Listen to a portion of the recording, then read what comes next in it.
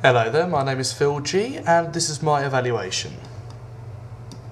So, in what ways does your media product use, develop or challenge forms of conventions of real media products? Well, since the beginning of the course I've researched into conventions into short films, and this included finding and watching short films online on websites such as YouTube and the BBC. After watching the short films, I then analyse these videos simply by depicting different scenes, shots, etc. specifically if they particularly interested me. And this is because if it gave me a creative influence of anything that I wanted to include in my film, such as the narrative used, different shot types and ways of empathising, and in some cases a postmodern vibe. Postmodernism conventions interested me as the old wine new bottle approach is particularly creative, and that's one of my main objectives to achieve: creativity. Empathising is also important to me as I want the audience to feel for the characters involved in the short film, and researching into other short films helped me find conventions to do this. Particularly in a short film called Apricot, this short film really inspired me. It was the first film I actually researched into that really made me think. The storyline itself wasn't overly clear as it gave a lot of different messages between the relationship of the two people that were sitting in the restaurant, but this was a film that included different conventions and made the audience think, because it could be interpreted in different ways, and that's what made me decide that's what I wanted to include, the same sort of conventions to achieve this too. I think they achieved this convention of making the audience think by doing a lot of different quick shots, flashbacks, also the use of the red herring, so it keeps throwing you off target, you don't know what's going on. But throughout the piece, it's got this standard romantic storyline. You've got two people that are at a restaurant, they're a bit flirty, it's like it's the first date. So straight away we've already got this romantic vibe, and this has helped with the combination of the romantic music, which I'd like to achieve in my film also. I do want a romantic outline so people can empathise with what's going on. Another film that I challenged conventions from was About a Girl. This was because it had a social realism theme, which had a real downbeat tone and typically relates to the working class in this country. The director, Brian Percival, uses conventions of social realism to create this sort of atmosphere, which I thought was really effective, and these conventions included camera work that was quick shots, close-up of facial expressions to know what the character is feeling at that specific moment in time, flashbacks itself, as it's usually a bad past experience. As well as this, narration is used as it's the person's life, the retelling or telling the audience how it is, a really in-depth first-person point of view. And I thought this actually gave quite an intimate proximity between the actors and the audience, and I think that's essential for social realism as empathy is key. I therefore want to combine this film with the romantic atmosphere of Apricot, and I think you'll probably find that within my film, as it's got iconography of social realism as well as romance. Both of these films had a linear narrative. This is a straightforward beginning to the end. However, it's sort of seen as not as creative as a film could be, and obviously I'm trying to achieve this sense of creativity. So for my film, I'm taking the linear narrative convention from these two films I've researched into, also taking the flashbacks, which adds to the narrative, but also at the very beginning of the film, I've sort of started midway. I've taken a shot from mid-film where the girl's sitting at a lake but placed it at the beginning, so straight away the audience thinks, why is she there? Why is she so isolated? And then it just cuts straight to the beginning of the film where she's sitting on a bench, and that's where the film actually starts. So, how effective is a combination of your main product and its ancillary texts? Well, the poster and the film review which I created with original photography were to persuade my target audience to watch the film. The target audience being an active audience, people that like to think when they watch a film or to empathise with the characters, so age with this sort of audience doesn't particularly matter. The poster included the girl at the lake, which is obviously familiar within the film itself, and she was framed on the right hand side of the frame, using the rule of thirds, with the other side of the frame being the lake. And the side of the lake did include a radial blur, and in this blur you can vaguely see the young man that's in the film that is so important to this girl. So instantly from the poster we see some sort of lost connection between the two characters, if you interpret it correctly, which hopefully an active audience member, which is my target audience, would hopefully achieve to know. So my target audience, they might instantly think, what's the relationship between these two? Why is this tranquil area blurred in her perspective, and why is he barely visible to her anymore? It would hopefully intrigue them to persuade them to watch a film, as these sort of questions keep going into their head. The title of the film, Departed, is short and simple, but yet can have many meanings, leaving my target audience to think, departed from what? Who left what and why, and also gives a sense of isolation which I'm trying to get across to the audience. I didn't want to give too much away in the poster simply because I wanted to leave the audience thinking, leaving questions to intrigue them more so. I believe that my poster is effective in relation to my short film, as it raises the same questions and gives off the same downbeat feeling of isolation which I'm trying to get across in the film through the social realism conventions. My other ancillary text, being my film review, was aimed to intrigue my audience even more so, but in a non-biased way by picking not only the positives but as well as the negatives of the film. But I wrote this in a way as if it was written by an active audience member, so therefore it would hopefully appeal to the target audience even more so. I used the review register of Film 4, as these reviews try not to sound too pretentious or too formal, such as Empire really. These sort of review registers do sound too formal and a little bit pretentious. I believe I wanted to do this sort of review as it doesn't give too much away about the film.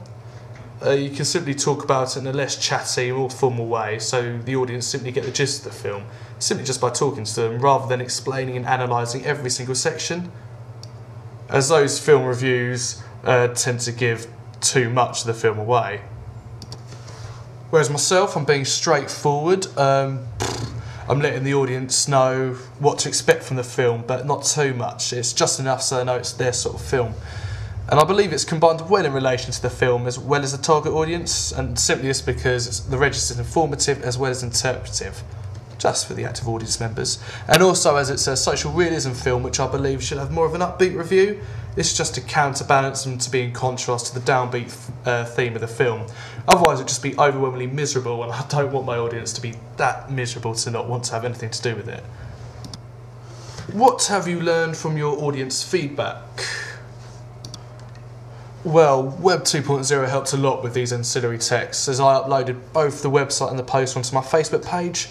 This was so all my friends could comment constructive criticism or like the page to show their appreciation. This was a great way to retrieve quick and reliable data, as I do have a fair share of friends who are media students who will know how to give constructive criticism, and friends who are film fans that may be active audience members and therefore be my target audience. I uploaded my film to both YouTube and Facebook, but Facebook was the most effective and reliable source for feedback. A lot of my feedback was simple, good job or nice work, which is always good to hear, but I wanted more constructive criticism to make my film even better. There were of course the odd, I don't get it, or what does this bit mean? Which shows that my audience feedback proved that my film doesn't appeal to everyone. Obviously it only appeals to the ideal target audience, which are independent thinkers who interpret it in their own way. However, those who gave me constructive criticism helped me develop my film further, especially with the titles. The title sequence was what I struggled with mostly, and I received a comment to make it a little bit more out there, so I changed the filter and made it a different colour to make the scene seem less ordinary, and therefore is a lot more creative. My titles, however, could be a bit more creative itself, but the scene looked a lot better after the feedback that I received. There were other comments about the sound and the overall storyline also. The storyline I can't particularly change to those who don't understand it, but it did make me look at the sound a little bit more in even more detail. And because of that comment, I sharpened up the sound a bit more to remain a more constructed flow of continuity throughout the duration of the film. Well, I got a lot of good feedback about how my music and the changes of colour as well as the flashbacks, but how they relate back to the social realism theme and give a low-tone atmosphere, which was exactly what I wanted to create, so that feedback kept me confident definitely, as obviously people were empathising with the characters, which was spot on really. So overall, the audience feedback was the most effective way to develop and improve my film all in all, because at the end of the day they're the ones that I want to please. Last but not least, how did you use new media technologies in the constructive and research planning and evaluation stages? Well, pretty much everything I'd done revolved around Web 2.0, and this is the idea of pushing and pulling media whenever pleasing. so I can effectively watch and share whatever I wish with everyone else online. So this gives me no limits, and effectively is the reason of how I produce my final media project. The construction started with my blog on WordPress. This online software allows me to have my own website which I can place blogs into, and this can be for anyone else who wishes to access my site and read whatever I have to say. The duration of the blog consists of all my research and all my planning to evaluation, so effectively starting with preliminary tasks to the finished project itself. Prezi was the first software used to help research and planning, and this consisted of a creative way to review work and planning that I've already done. For example, I created a Prezi on narrative theories, which is an easy way to reflect over the research I've already done. Prezi was a simple and easy way, but yet very effective and beneficial to the work I'd already done, and would definitely think about using it again in the future for planning and research. Another media technology used by myself was YouTube, and this website allows you to push and pull media exactly the same. You can choose what you want to watch and choose what you want to upload and share with other people. I've been using YouTube for a good number of years, so it necessarily wasn't very new to me, but still nonetheless very useful for my research into short films, as there are so many on there and there was a lot to research into as well. SlideShare was another new media technology used by myself. It's similar to PowerPoint, but it's online, so you can share your slideshows with other people or embed it into your blog like I've done. This again was simple and very straightforward to use in my planning. However, it wasn't as creative as other technologies such as Prezi, so therefore it probably wasn't as good. MindMeister was another new technology for myself, and it was a mind mapping software, so this was effective to be using in planning the planning stages of my film, as I could easily link together the different processes that were to happen. So it also helped to keep things organised, which I think is very useful in making in filmmaking and research. The software itself was a bit bland, and but then again it was very straightforward and easy to use and to gain information from also. I've also got to grips with GarageBand on one of the iMacs, and I've started to become more useless software to create the perfect background ambience for my short film. I wanted to create a low-tone vibe using minor notes on the plug-in keyboard, and this technology is great to use. It's effective to the film as well as a good experience in general with music and the feeling. Other than creating my own scores, I've also taught myself to play Right Here Waiting For You, which is by Richard Marx, which I found on a tutorial music video that was on YouTube also. So this was great to help create a good background music, as I thought it was perfect to create a low tone of love, reason, sadness.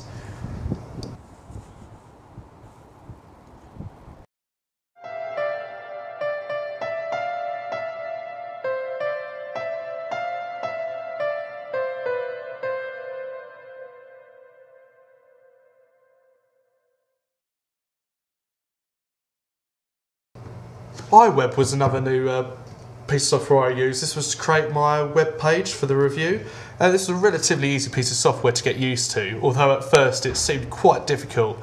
But once the page is up and the theme was set, it's pretty straightforward to carry on. Using colours though with this software was most frustrating to do, and actually had to create designs in a simple painting software or Fireworks and simply just dragged it over. But I found it quite fun to make my own Film 4 website, as I've never actually made a website before, so it's very beneficial and good way to learn about how to make websites actually. Overall, this has been an enjoyable, beneficial and learned experience, and I'm saddened to say it's my last media project after 4 years. I hope you enjoyed my evaluation. Thank you and goodbye.